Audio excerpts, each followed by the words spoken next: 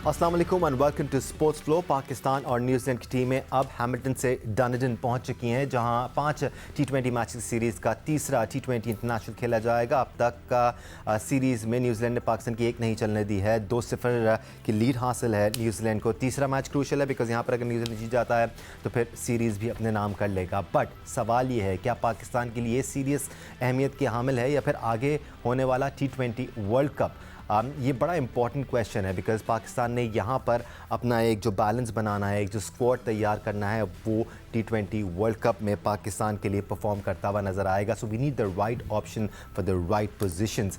इसी पर बात करने के लिए हमारे साथ मौजूद हैं test cricketer Sikandar Bakhtar, test cricketer Abdul Razzaq हमारे साथ मौजूद है, सीनियर स्पोर्ट्स जर्नलिस्ट और प्रोग्राम्स को एंकर पर्सन सैयद याह्या हुसैनी हमारे साथ मौजूद हैं, और senior sports journalist Abdul Majid Bhatti हमारे साथ मौजूद हैं। भट्टी साहब और याह्या, आपसे आज डिस्कशन का आगाज़ करते हैं बिकॉज 3 तब्दीलियाँ टीम में की गई हैं। या पहले आप उसामा मीर की जगह मोहम्मद नवाज़ को शामिल किया गया है, उधर वसीम जूनियर को शामिल किया गया है, और फिर साथ साथ जमान खान का भी कुर्रा निकला है। अब्बास आफरीदी पेट की तकलीफ़ की वजह से बाहर हो गए हैं, आमिर जमाल और उसामा मीर को रेस्ट दिया गया है। सही डिसीजंस हैं? दानिश, पहले बात हुई थी वसीम जूनियर को खिलाने के हवाले से, लेकिन शाहीन शाह आफरीदी उनके साथ कंफर्टेबल नहीं थे और जिन 4 फास्ट बॉलर के साथ आप पहले गए वो उनके साथ ही जाना चाहते थे। लेकिन दूसरी तरफ आमिर जमाल की कारकर्दगी और उसामा मीर की कारकर्दगी पर टीम मैनेजमेंट बहुत डिसहार्टेड थी और ख़ास तौर पर उसामा मीर से उनको बड़ी उम्मीदें वाबस्ता थी और टीम मैनेजमेंट इस बात को रियलाइज़ कर रही है कि अगर आप न्यूजीलैंड को 170 प्लस कराएंगे तो फिर मैच कैसे जीतेंगे। तो अब 2-3 तब्दीलियाँ हुई हैं, लेकिन एक तब्दीली जो है वो बाय फोर्स हुई है और अब्बास आफरीदी हैरानकुन तौर पर अब इस सीरीज़ के लिए दस्तयाब नहीं है। ज़मान टीम में वापस आए हैं और आमिर जमाल की जगह, जिस तरह आपने बताया कि वसीम जूनियर आए हैं, और उसामा मीर की जगह अब एक मरतबा फिर आपने घूम फिर कर फिर नवाज़ की तरफ देखा है। लेकिन दानिश, यहाँ पर एक चीज़ जो मैं ऐड करना चाहूँगा कि ये 3 तब्दीलियाँ तो हो गई, लेकिन जो सबसे बड़ा क्वेश्चन मार्क है वो है पाकिस्तान क्रिकेट बोर्ड के मेडिकल पैनल के ऊपर। ऑस्ट्रेलिया के दौरे से आप शुरू करें, पहले आपका जो इंजर्ड प्लेयर थे वो थे जनाब अबरार अहमद। उसके बाद पहला टेस्ट मैच ख़त्म हुआ तो हम पहुंचे मेलबर्न अनफिट खुर्रम शहजाद को लेकर, फिर अपेंडिक्स डायग्नोज हो गया नोमान का। उसके बाद अब हम न्यूजीलैंड पहुंचे हैं तो अब हमें एक और तोहफ़ा मिला है, एक और हमारा खिलाड़ी जो है वो इंजर्ड हो गया है। तो हमने सिर्फ मैच 5 खेले हैं, 4 खिलाड़ी हमारे अनफिट हो गए हैं। तो यहाँ पर सवाल यह है कि या तो हमारे खिलाड़ी जो है वो अपनी फ़िटनेस को इतना संजीदा नहीं लेते, या फिर मेडिकल बोर्ड जो है वो कुछ ठीक काम नहीं। और या इस मामले में तल्ख हकीकत ये है कि फोकस भी हमारे प्लेयर्स का है, जो शॉर्टर फॉर्मेट पे ज़्यादा नज़र आ रहा है, टेस्ट क्रिकेट को खेलने को इतनी ज़्यादा तरजीह दे नहीं रहे हैं। अगेन ये चीज़ें हमें नज़र आती रही हैं, चाहे प्लेयर्स खुद ऑप्ट आउट कर जाएं या फिर उनका फोकस भी शॉर्टर फॉर्मेट पर नज़र आए। बट साहब, उसामा मीर की याया ने ये बात की, दूसरे T20 इंटरनेशनल में थोड़े से ज़्यादा सेटल नज़र आए। अगैन इस वक्त मसला क्या है, पाकिस्तान का रिक्वायरमेंट क्या है? हमें कॉन्फिडेंस देना है एक नए बॉलर को, या तो फिर आप डिसाइड करें कि जी ये बॉलर में इतनी अहलियत ही नहीं है कि इसको पाकिस्तान टीम का हिस्सा बनाया जाए, फिर हम दूसरी तरफ देखें। दानिश, जो सूरत हाल है वो तो यही नजर आ रही है कि अब पाकिस्तान शाहीन्स के जो स्पिनर्स हैं उनकी तरफ देखना पड़ेगा, या फिर पाकिस्तान अंडर 19 की तरफ से कुछ अच्छे स्पिनर हैं उनकी तरफ देखना पड़ेगा। क्योंकि उसामा मीर और मोहम्मद नवाज अगर आप एशिया कप से ले लें जी तो डिसअपॉइंटमेंट है, कोई बहुत ज्यादा इनकी तरफ से अच्छी परफॉर्मेंस है नहीं। और अगर हम अपने स्पिनर्स की हिस्ट्री देखते हैं, अब्दुल कादिर को ले लें, इकबाल कासिम, एक लेगेसी रही है, अहमद, बहुत बड़ी लेगेसी रही है। लेकिन आज पाकिस्तान के स्पिनर्स उन पिचेस पे जहां न्यूजीलैंड के स्पिनर्स गेम टर्न करवा रहे हैं, वो विकेट ले रहे हैं, हमारे स्पिनर्स से गेम टर्न नहीं हो रही। अब हमने स्पिन बॉलिंग कोच भी रखा हुआ है, तो अब उस कोच के ऊपर भी सवाल उठ रहा है कि भाई आपने भी ऑस्ट्रेलिया से टीम ज्वाइन की थी, उसके बाद अब न्यूजीलैंड पहुंच गए, 3 टेस्ट गुजर गए, 12 प्लेइंग डेज हमने ऑस्ट्रेलिया में गुजारे, 2 मैचेस यहाँ खेलिए, लेकिन स्पिनर्स की परफॉर्मेंस अच्छी नहीं आ रही। तो मेरे ख्याल में मोहम्मद नवाज को ये 3 मैच दे दे, उसके बाद फिर हमें देखना पड़ेगा। लेकिन जो याया ने बात की वो देखिए बहुत एक मुनासिब बात है कि अब हमारे मेडिकल पैनल, हमारा फिजियो ट्रेनर ये क्या कर रहे हैं। अगर ये प्लेयर्स का फिटनेस लेवल 4-4 ओवर करवाने के बाद भी ये है, चले खुर्रम शहजाद तो टेस्ट मैच में अनफिट हुए, अब्बास आफरीदी ने तो टोटल 8 ओवर कराए 2 मैचेस में, 8 ओवर के बाद वो अनफिट हो गए।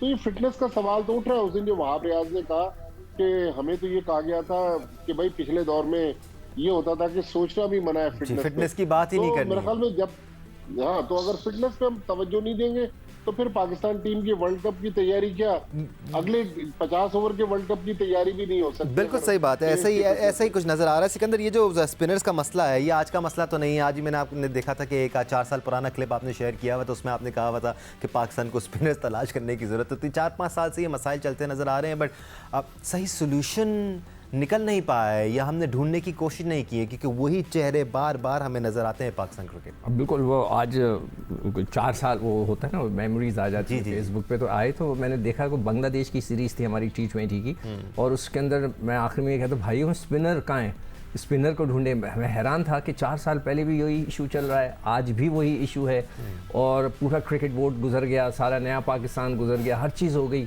मगर हमने स्पिनर्स नहीं ढूंढ सके। ये बहुत बड़ा एक अलमिया। और देखें, मैं आपको बताऊं, हमारी क्रिकेट तबाही की तरफ और चली जाएगी अगर ये T10 Pakistan cricket board organise करने लगा। ये T10 का मतलब क्या हो गया कि अब लड़के पहले तो 4 ओवर की क्रिकेट खेलना चाहते थे, अब पैसा इतना आ गया। अभी शायद भट्टी साहब भी मॉर्निंग शो में जिक्र कर रहे थे कि पता नहीं $1 लाख या $2 लाख मिल रहे हैं T10 खेलने के लिए UAE में।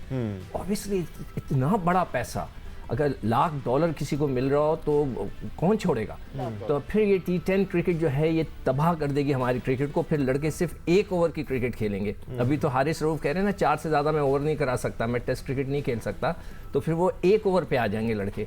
तो मैं तो रिक्वेस्ट करूंगा पाकिस्तान क्रिकेट बोर्ड को कि खुदा के वास्ते ये T10 ना शुरू करें पाकिस्तान में, रहने दें। ये एक फेस्टिवल क्रिकेट है, इसको बाहर रहने दें। आप अपनी क्रिकेट को इम्प्रूव करें। और जो सबसे पहले वो जो वहाब रियाज का भी जिक्र हुआ है, वो मैं भी था उस इंटरव्यू में जी। आप दोबारा फिटनेस टेस्ट लेके आए। जो पाकिस्तान से खेलना चाहता है, जो PSL खेलना चाहता है, ये शर्त रखें जी। जो PSL खेलना चाहता है वो फिटनेस टेस्ट पूरा करेगा। और फिटनेस टेस्ट बेइंतहा ज़रूरी है। अब्दुल रज़ाक का फिटनेस टेस्ट के बगैर कैसे आप टीम मुंतखब कर सकते हैं? फिर तो ऐसा ही होता रहेगा कि आप वहाँ पहुँचेंगे, आपको पता चलेगा भाई ये भी 100% नहीं है, ये भी 100% नहीं है। अबरार के साथ भी यही हुआ, आपके जो बैकअप प्लान थे उनके साथ भी यही हुआ। जब तक आप सही मायनों में फिटनेस टेस्ट नहीं लेंगे, आपको कैसे फॉर श्योर पता हो सकता है कि इस लड़के को हम रिलाई कर सकते हैं, नहीं कर सकते?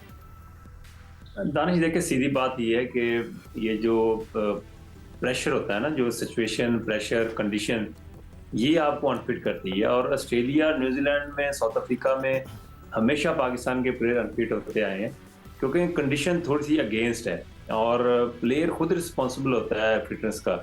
डेफिनेटली देखिए शॉर्ट फॉर्मेट से ज़्यादा पैसा जब आता है तो डेफिनेटली प्लेयर थोड़ा सा रिलैक्स होता है। वो जो मेहनत करनी चाहिए, जो फिटनेस जो ज़रूरत होती है इस स्टैंडर्ड को मेंटेन रखने के लिए, वो हम नहीं करते। फिर डाइट का भी आ जाता है, फिर सोने उठने का भी आ जाता है, काफ़ी चीज़ें आ जाती हैं।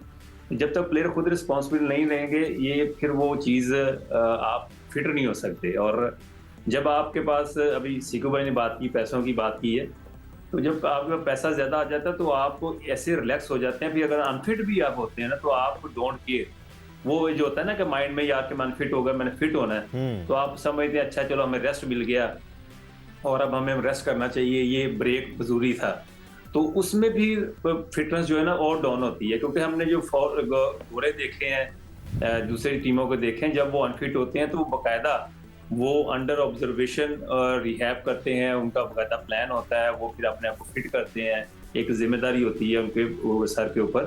तो पाकिस्तान में ऐसा नहीं है। और पाकिस्तान की अभी बात कर रहे हैं कि स्पिनर प्रॉब्लम है, हमारी ये प्रॉब्लम है, हमारी प्रॉब्लम तो कहीं और है जो हमें नजर नहीं आ रही। और अब्दुल रज़ाक, जब कोई उनका प्लेयर आउट होता है और उनको मॉनिटर किया जाता है और फिर वापस उनका कमबैक कराया जाता है तो बड़े ज़बरदस्त अंदाज में कमबैक कराया जाता है। 5 मैच की सीरीज़ है तो सारे मैचेस नहीं दे दिए जाते, 1-2 मैचेस खिलाए जाते हैं, फिर 1-2 मैचेस रेस्ट कराया जाता है, उनकी लोड को मैनेज किया जाता है। सवाल ये पैदा होता है कि क्या शाहीन शाह अफरीदी के साथ हमने ये किया जब वो नी इंजरी से वापस आए? नहीं, वो वापस आए और हमने उनको फ़ौरन मैचेस खिलाना शुरू कर दिए और वो तब से लेके अब तक कंटिन्यूसली खेल रहे हैं। जी सो श्योर। हमने मेरे पास एक वो भी क्लिप है, मैं आजकल क्लिप्स जमा करता हूँ। हमने शाहीन का इंटरव्यू यही किया था, शायद याया भी हमारे साथ थे। मैंने उससे यही सवाल किया था जो आपने किया है ना, एग्जैक्टली मैंने ये सवाल किया था कि लोड मैनेजमेंट। उन्होंने कहा नहीं मैं खेलना चाहता हूँ, ये खुद उन्होंने कहा है, मेरे पास क्लिप मौजूद है कि वो कह रहे हैं कि नहीं जी मैं तो खेलना चाहता हूँ, जितना मैं खेलूंगा। हर कोई खेलना चाहता है, हर कोई खेलना चाहता है, लेकिन आपकी बॉडी एक सर्टेन लेवल का लोड ले सकती है, उससे ज़्यादा लोड नहीं ले सकती है। मगर मुझे नहीं समझ में आता। देखें अभी रज़ाक कह रहे थे जो ऑस्ट्रेलिया जाता है सब अनफिट होता है। रजी भाई भी कुछ कहना चाह रहे हैं। जी रज़ाक, मगर हमारे दौर में तो दानिश 4 जी, लोग देखें, अनफिट नहीं होते थे, एक आधा हमने- अनफिट हो जाता था। दानिश, जो हमने ये गोरे रखे हुए हैं ना, ये जो हमारे फिजियो हैं या जो ट्रेनर हैं, ये बड़े पोलाइट होते हैं और ये हमेशा उस प्लेयर को सपोर्ट करते हैं जिसको नजर आता है कि यार ये बड़ा पावर में है और उसकी बात सुनते हैं। हमेशा ये इनके माइंड में ये चीजें होती हैं और हमें ये भी चीज को दूर करना पड़ेगा कि लोड, बॉडी लोड हो जाना।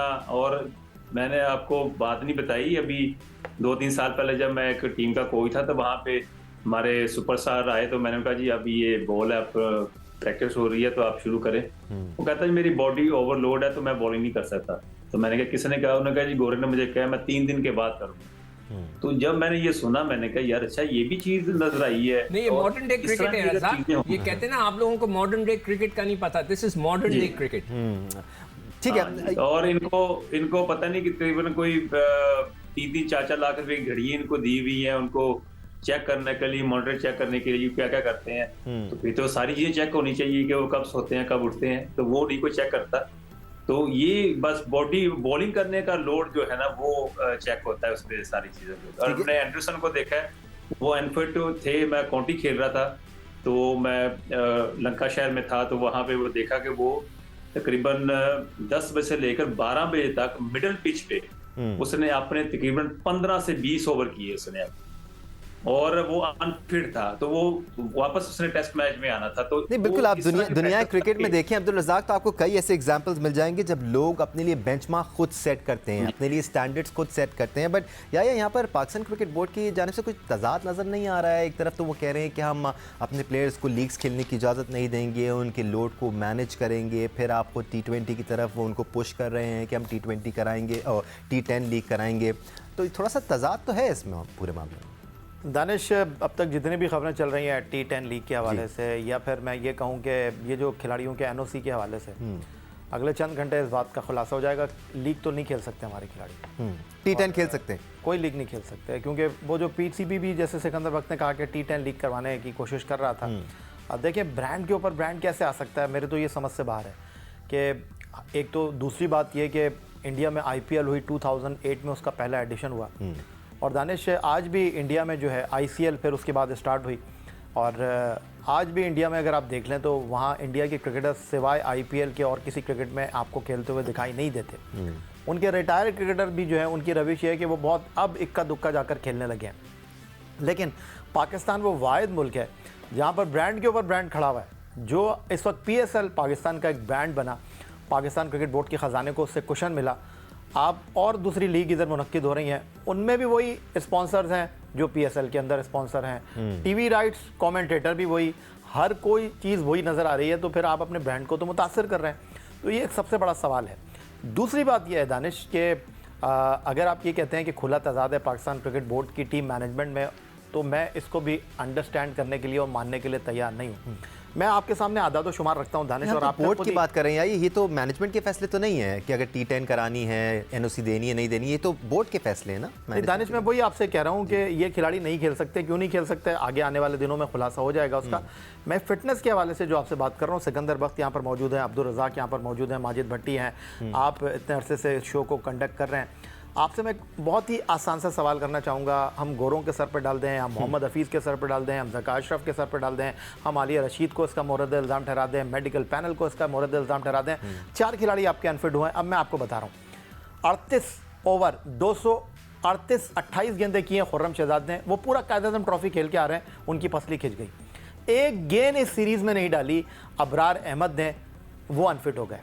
एक सिंगल बॉल नहीं किया आपके पास इस सीरीज में नोमान अली ने, उनका अपेंडिक्स हो गया। उसके बाद सिर्फ 8 ओवर किए हैं आपके अब्बास आफरीदी ने, जो कायद-ए-आज़म ट्रॉफी खेल कर आए हैं, जो डोमेस्टिक T20 खेल कर आए हैं। अब आप मुझे बताइए इसमें मेडिकल पैनल का या गोरों का क्या कसूर है? अब्दुल रज़ाक ने बिल्कुल दुरुस्त बात की कि ये क्रैम नहीं पड़ रहा है आपको, ये है प्रेशर, बैनुल अक़वामी क्रिकेट का प्रेशर, और आप उसको कोप अप नहीं कर पा रहे और इसकी वजह से आपकी बॉडी जो है फटीग हो रही है।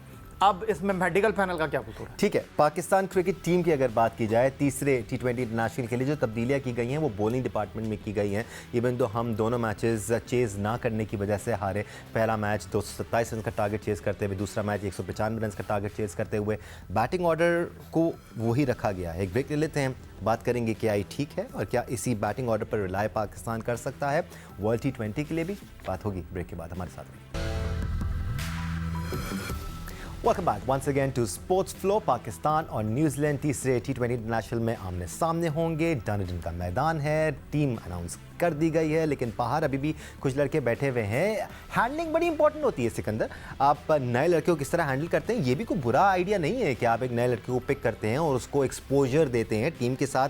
वो ना भी खेले लेकिन वो डगआउट में रहकर सीखता है, लेकिन उसको किस तरह मजीद हैंडल किया जाए। क्या बीच में एक आध मैच दिया जाए, जैसे हम न्यूजीलैंड का मॉडल देखते हैं, वो ज़रूर मैचेस देते हैं, सिर्फ बिठा के नहीं रखते। यार अभी याया ने की थी या भट्टी साहब ने बात की थी कि वसीम जो है उनके गुड बुक में नहीं है, किसने की थी?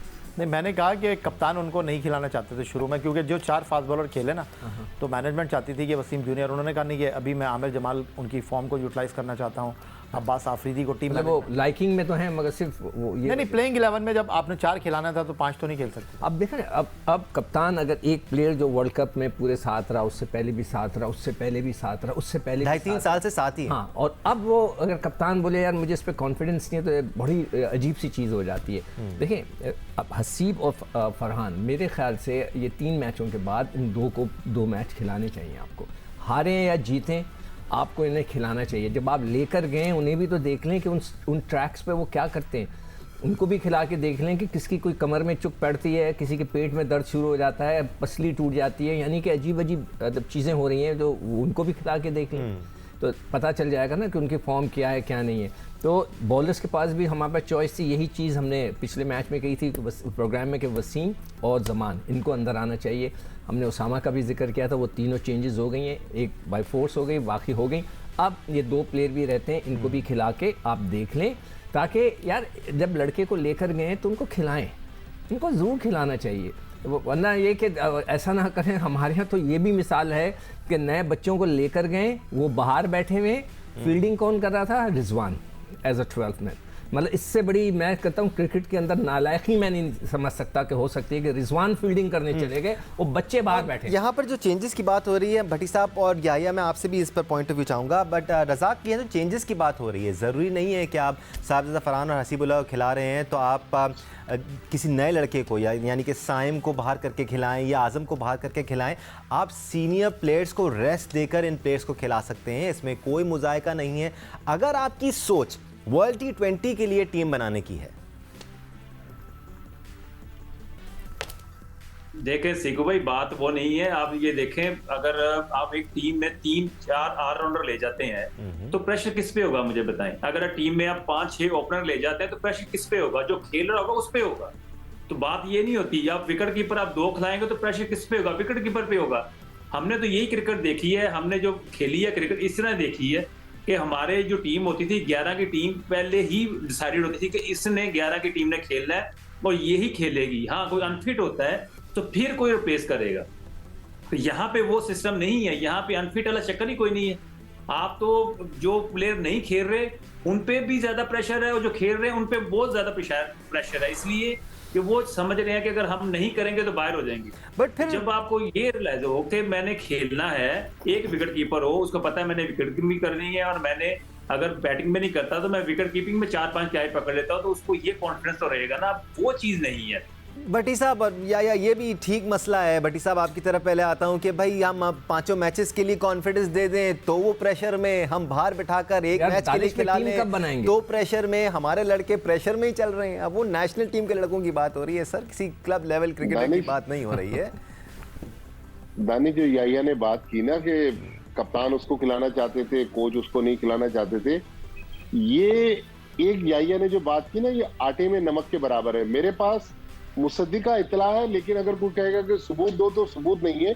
लेकिन प्लेयर्स और मैनेजमेंट के लोगों के दरमियान और कुछ सीनियर प्लेयर्स के दरमियान आइडियल किस्म के रिलेशन नहीं है, बल्कि एक और जो इतला है वो ये है कि कुछ लोगों के आपस में बोलचाल भी बंद है। तो देखें, ये अब टीम वापस आएगी अब टीम मुसलसल हार रही है, 3 टेस्ट हार गई, 2 T20 हार गई, तो बहुत सारी कहानियां मीडिया में आने लग गई हैं, बहुत सारी कहानियां भी आएंगी।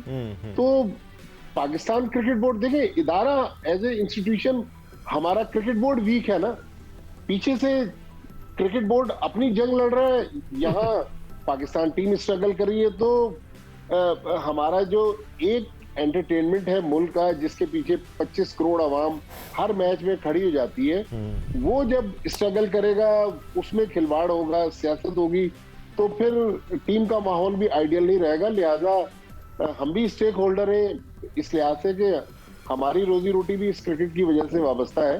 तो हमारी तो दुआ है कि पाकिस्तान क्रिकेट बेहतरी की तरफ जाए, लेकिन अभी तक आपके पास, याहिया भाई के पास बड़ी इंफॉर्मेशन होती है, पर हमारे पास भी काफी इंफॉर्मेशन होती है, पर हम बोलते नहीं है। इंफॉर्मेशन एक यही है कि टूर जाने से पहले मैनेजमेंट की तरफ से बताया गया है क्रिकेट बोर्ड के सरबराह को कि जी ये जो टूर है हम लड़कों को यूटिलाइज करेंगे, इसमें रिजल्ट जो है वो रिजल्ट को ना आप देखिएगा कि हम जीत के आएंगे, पर हम वहां पे जाएंगे को वहां पे हमेशा पाकिस्तान की टीम अच्छा परफॉर्म नहीं करती न्यूजीलैंड ऑस्ट्रेलिया में, तो आपने रिजल्ट को बॉदर नहीं करना कि हम जीतेंगे। तो इस तरह उसको बड़े अच्छे तरीके से मैनेज किया गया और उनको समझाया गया कि ये दोनों जो टूर हैं ये पाकिस्तान वहां से जीत के नहीं आएगा। तो इस तरह की चीजें पहले बता दी गई, इसलिए बड़ा सन्नाटा है हर जगह। मफादात की जंग में क्रिकेट कहीं पीछे से रह गई है या ये खुलासा नजर आ रहा है आप सबकी बातों में हमें?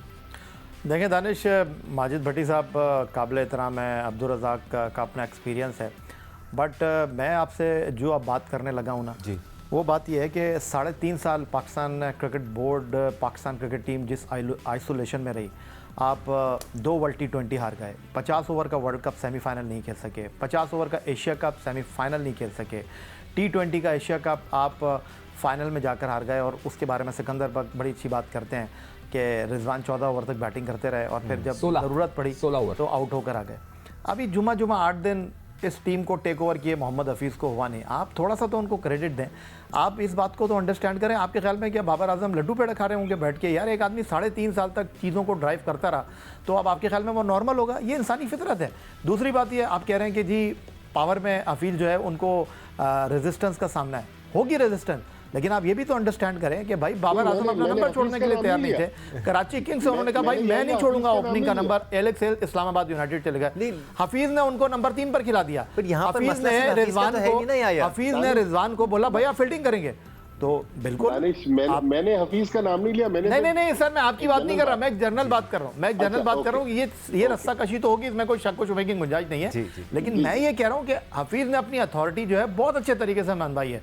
दूसरी बात यह कि आपके सामने है, मैं आपको इससे पहले भी बता चुका हूं कि जब वसीम वक्कार ऑस्ट्रेलिया का दौरा कर रहे थे, उनकी कारकर्दगी आपके सामने है। इतने बड़े बड़े नामी गिरामी क्रिकेटर ऑस्ट्रेलिया गए हैं, 600, 650, आप 3 टेस्ट मैचों की 6 इनिंग में एक मरतबा ऑस्ट्रेलिया की टीम 50-100 नहीं, अच्छे है 500 को टच नहीं कर सकी।